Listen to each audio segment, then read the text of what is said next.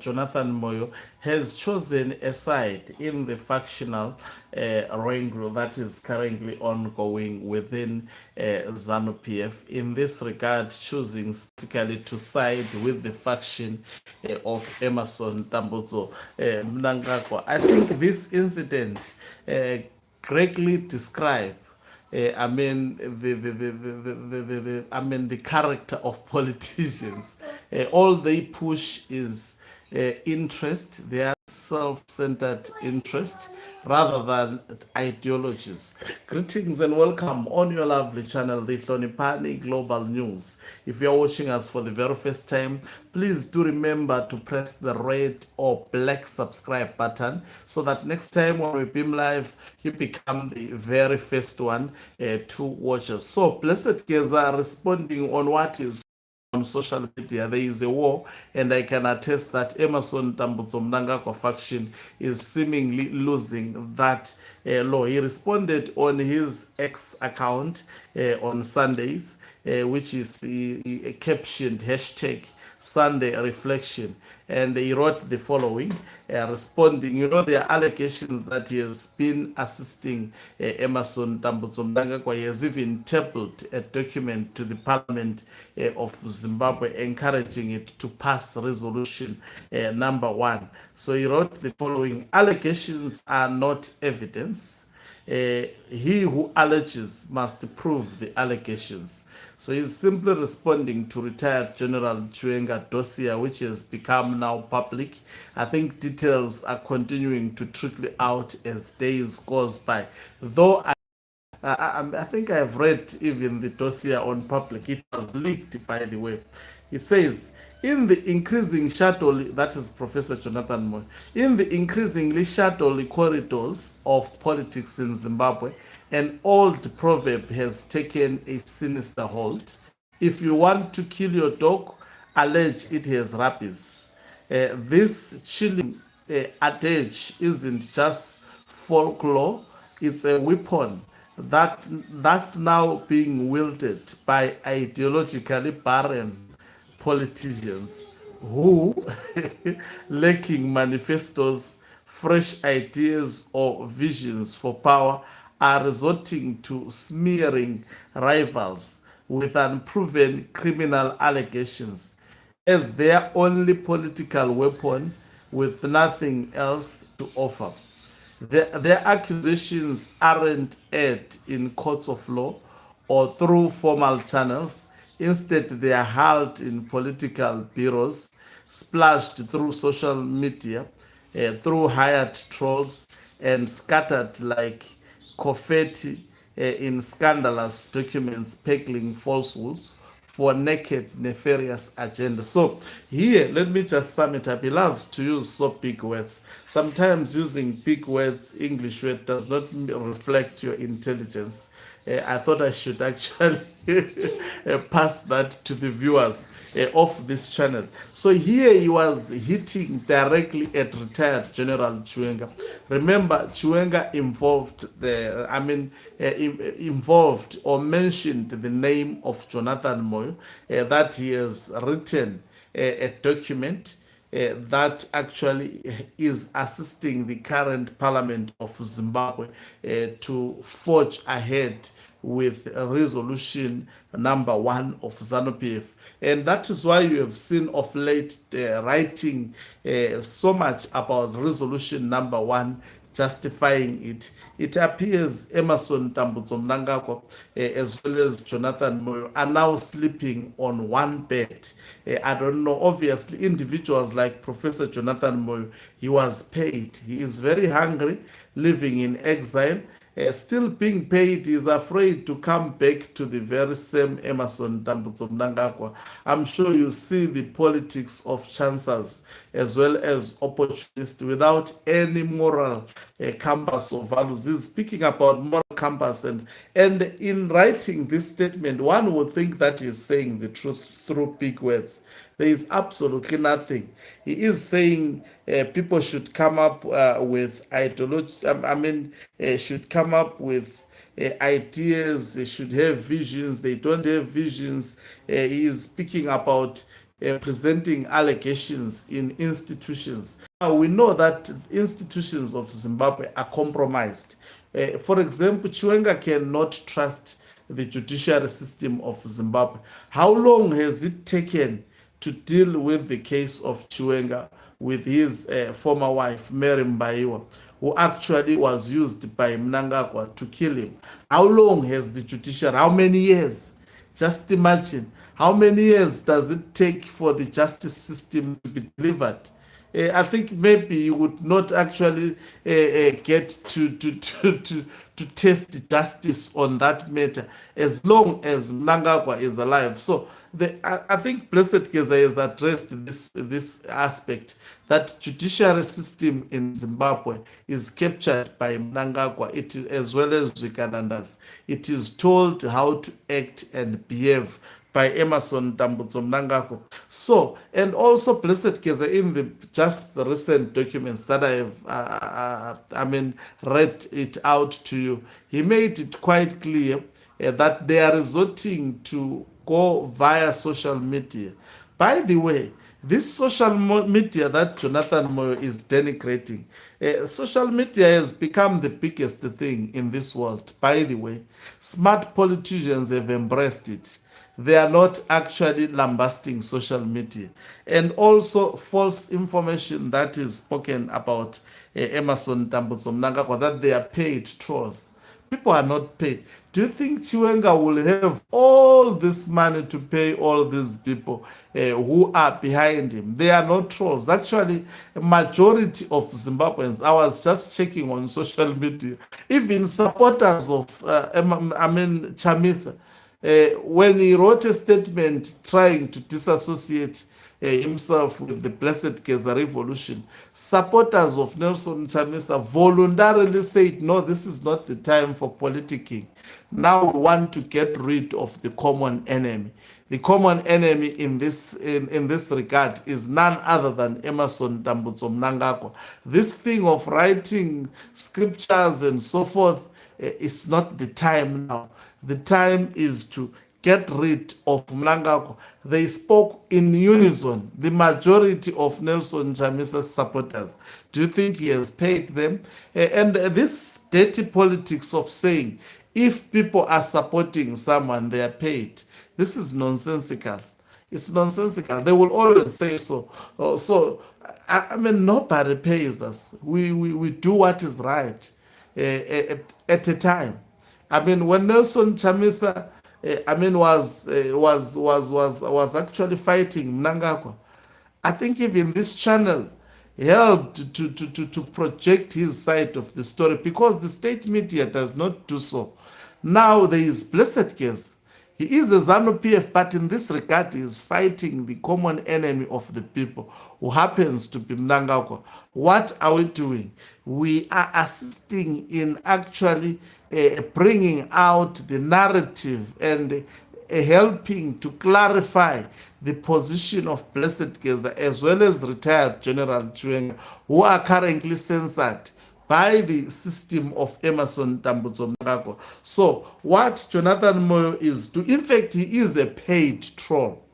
Just imagine if you see Jonathan writing a whole document, sending it to the parliament. Do you think to a person whom he once referred as the enemy, to a person whom at the moment he is in foreign land because of that person? It's not because he's an enemy with Chiwenga, it's because he's an enemy with Mnangagwa, you see. So let me continue this hogwash of his, just to put it on record. It's very important for these things, so that flip-floppers like Professor Jonathan Moyo, at one point they would be seen for who they are by future generations. Jonathan Moyo is an unethical human being. You cannot trust that fellow. He supports what feeds his stomach at a time, nothing less or nothing more. What's truly disheartening and shocking is Jonathan Moyo now is that this tactic comes from those who posture as society's moral soldiers. It's not merely shameful to criminalize politics. It's primitive, even barbaric, a stark emblem of irrationality run amok. Now, these words should be said exactly to Emerson Tambotso Mnangagwa. I've never heard Chiwenga actually going after Mnangagwa members who are, insulting him on a daily basis. They are actually insulting him. Mnangagwa is paging the supporters of retired General Chiwenga. And what we are simply what we simply do, we expose that that Mnangagwa has been, almost all ZANU-PF members who are supporting Chiwenga, it's either they are fired from ZANU-PF or they are in exile, running away from their dear life. That is the honest truth. That is what Mnangagwa has been doing. This is the person who has criminalized politics. Where is Nelson Chamisa? Why is he where he is? Because Mnangagwa went after him using Sengezo Chabangu, and the current Speaker of Parliament, who has promised the Deputy Presidency to act in an unethical manner. Just like Jonathan Moyo, he is pushed by his stomach. That is what pushes the stomach of these individuals. So people are not, you think, all go to social media, analyze on your own. We do social media analysis. It will tell you on its own that people are voluntarily supporting Blessed Geza because he resonates with the grassroots at the moment. What people want, we don't care whether he is ZANU-PF, but now he has promised us that he has changed, and he has promised us that, and he is seemingly actually equipped and at a position to be effective in terms of dismantling this 2030 of Emerson Tambotso Mnangagwa, mutilation of the Constitution.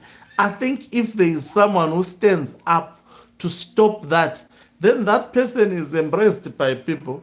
And someone should, actually, Jonathan Moyo writes what Mnangagwa is doing, now taking it with retired General Chiwenga. What a shame. Now, let's go on. But first, it would help to unpack the proverb itself, for its origins reveals a deeper truth. Far from literal, it stems from the grim reality of rapists. A suspected animal is often quarantined or euthanized to curb the spread of its disease, making the disease a perfect pretext of destruction. Through sometimes attributes to French or German roots, the proverb is universal. It's a cautionary tale against false accusation as cover for harm. At its core, the proverb delivers a twofold moral maxim: beware of false accusations or pretext for unjust actions. On the dark side, it warns against the toxic tendencies, such as the kind poisoning Zimbabwean politics today. Now, I just want to read this hogwash and I will analyze it at once. Fabricating charges, concocting downright lies to justify harming political opponents or seizing undeserved advantage. These people who are actually backing like this, they are there in that dossier, and they have done something to complement the 2030 mantra. That is why they are writing this nonsense, hogwash, so to speak. Unjustified actions, rushing or seeking to take drastic measures without a shred of evidence, abuse of power, exploiting authority to inflict unfair treatment under false pretexts. On the brighter side, the proverb champions virtues that are solely missing from Zimbabwe's political landscape. Fairness, insisting that every allegation from anyone against anyone be grounded in truth and evidence before any action is taken. Caution, exercising restraint when accusations could ruin lives, demanding proof over impulse. Integrity, committing to honesty and transparency, shunning deceitful ploys. The resultant moral compass alliance, let me see, okay, I'm almost close. The resultant moral compass aligns seamlessly with a cornerstone of justice. He who alleges must prove. In legal terms, this is the burden of proof encapsulated in the Latin phrase, I can't read that. The proof lies with the ones who declares, not the ones who denies. Whether in civil suits, criminal trials, or administrative decisions, the accuser must substantiate their claims. Plaintiffs prove harm, prosecutors establish guilt beyond reasonable doubt, and authorities justify their decisions. Yet this principle transcends courtrooms. It's a blueprint for every living. It demands accountability, holding everyone responsible for their weight of their words. And it enshrines fairness, guarding against baseless claims that erode trust and fracture societies. In a world quick to accuse and slow to verify, true strength lies not in destruction, but in the disciplined pursuit of nothing but the facts. Only then can Zimbabwe, and indeed any nation, build a politics worth of its people. Now let me see what the people said. You warn against fabricating churches, Prof Moyo, but we cannot forget you where you were the architect of IPA. That law empowered the state to allege falsehoods against journalists and opponents, then use its own courts to prove it. You didn't just allege rubbish, you built the pond. This on allegations is philosophically sound, but personally incongruous. You demand proof from accusers, yet your own political history is a masterclass in deploying allegations became only after being penalized. Now, I hope I was live. I see, okay. Back again. Let me read another one. This is a perfect critique of the system you helped design. The call for evidence over allegation is vital, but your credibility as its messenger is zero. For Zimbabwe to heal, it needs new voices, not recycled architects of its decline, now posing as moral philosophers. Abuse of power, you write, is exploiting authority under false pretenses. Analyze this abuse. To now champion restraint and integrity requires a staggering lack of self-reflection. I think people are tackling Professor Jonathan Moyo very, very well. I cannot say it better than this. Professor Jonathan Moyo cannot speak what he is speaking. He has a very dirty history in Zimbabwe. Robert Gabriel Mugabe abused the people in a manner he did because of Professor Jonathan Moyo. Now he sees Emerson Tambudzo Mnangagwa as being powerful. He is aligning with him. He wants to get back to the politics of Zimbabwe to aid Mnangagwa in abusing and also creating his dynasty. I mean, this is the same person who was actually insulting Mnangagwa, saying he's unelectable and all sorts of words. Around 2018, not so far, not so distant, right? Just around 2019, 2020, he changed. I don't know what they fought against Nelson.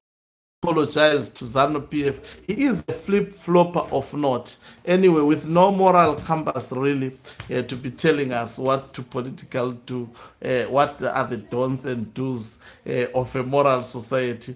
He's just a distraction.